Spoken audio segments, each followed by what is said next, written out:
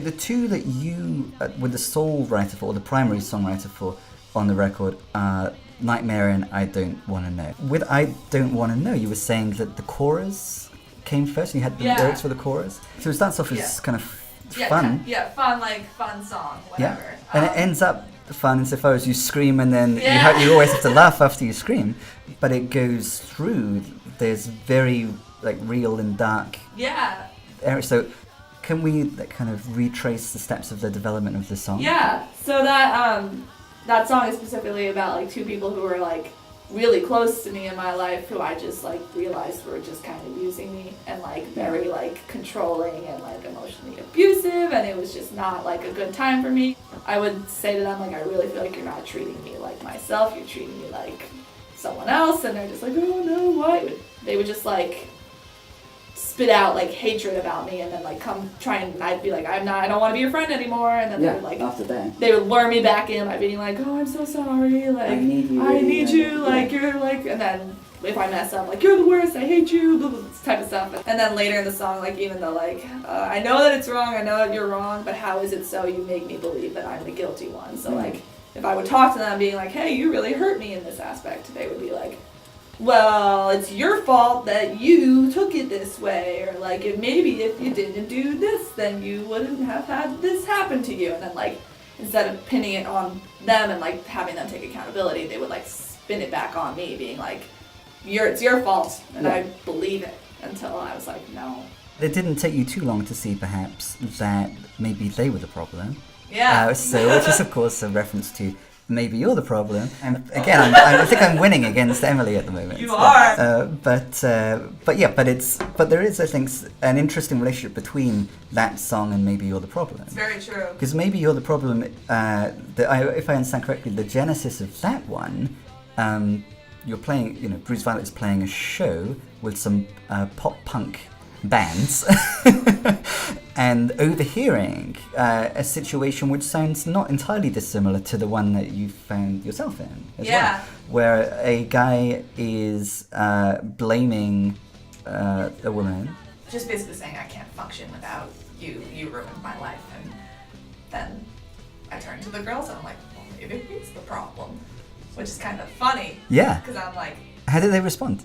They were and then I think it was that Saturday, because we practiced on Saturday, that song just kind of came out like that's like, it was like fun, like what? There it is. Yeah, it was like a gift for her, I suppose, in a exactly. in a way. Which is like, I think it's funny too, because like it's funny that song came first and then I Want to Know came second. Yeah. Because like I'm the queen of not taking my own advice.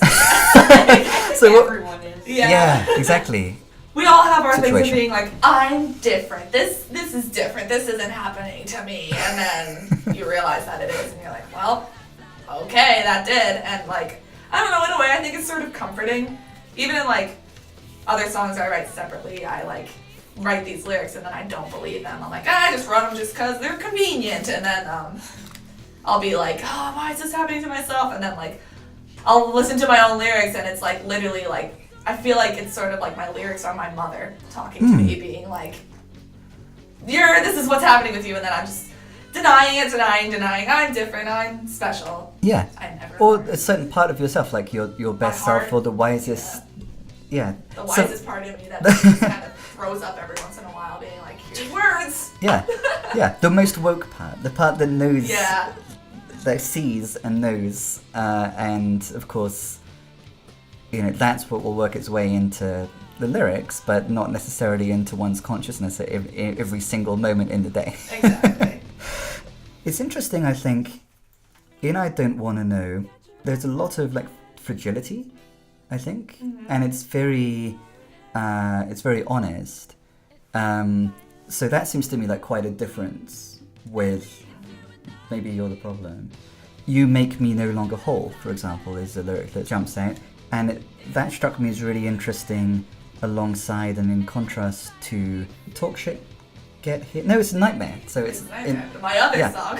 So there's an interesting relationship between those two songs. Because in terms of wholeness and the desire to be whole, because in Nightmare there's this guy who doesn't feel whole and wants to, and thinks that connecting with you uniting with you will be what does that for him.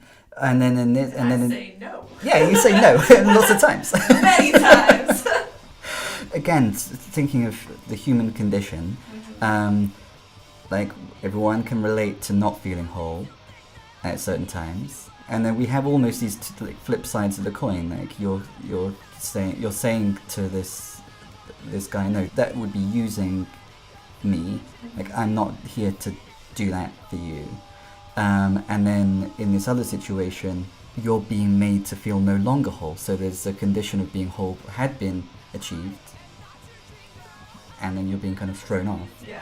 So what thoughts do you have about this desire to feel whole and the means to become so? Wow. I guess it's been a thing where like I was raised with an older brother. Yeah. Like my parents are both like very like tough and to the point, and like being like, get up if you're like hurt. I'm a very emotional person, but Yeah.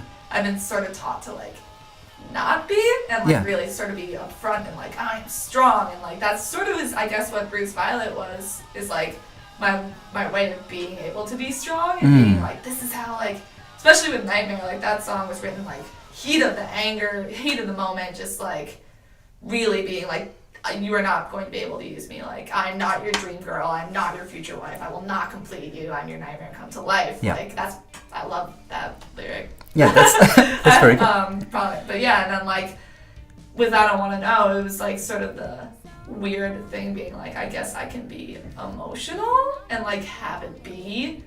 I feel like that song kind of feels like a like bat out of hell sort of like, oh my god, I'm experiencing emotions. Yeah.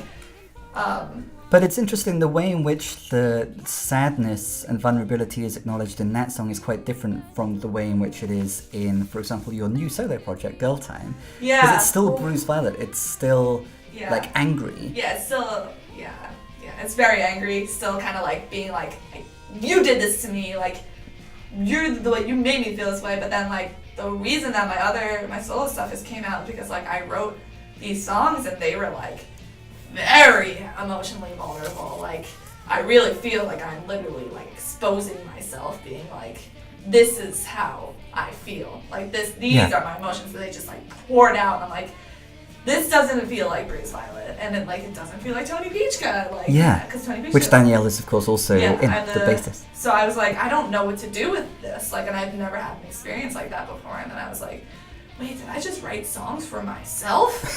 And I'm like, when did that start? Right towards my like 20th birthday. That's when that started, because I like a lot of stuff happened around that time where I just like was not able to like walk out and be like, I would have to hold myself in from crying a lot.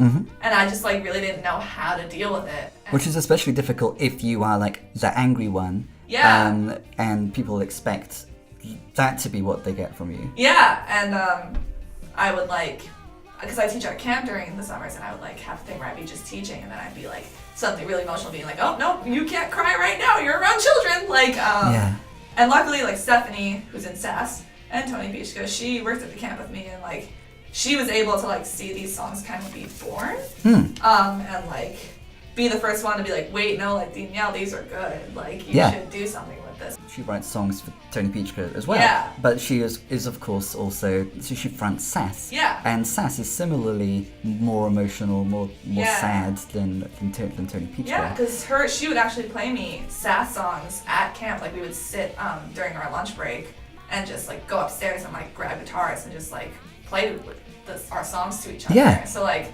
it was really kind of cathartic to be able to see her play those songs for the first time. Yes. So I was like, oh my god, like I remember you playing that for me, and now it's like a full band. It's like very interesting to see, you know? Yeah. And I guess, I don't know if she'll feel the same about me, but yeah. I'm sure she will. I feel very privileged because there was a show at the Nomad, like an acoustic show that I think was the first like venue performance of SAS. Stephanie played my guitar. My acoustic guitar, because I was also playing, so I will enjoy looking back at that. You know, when SAS have put out their like third record.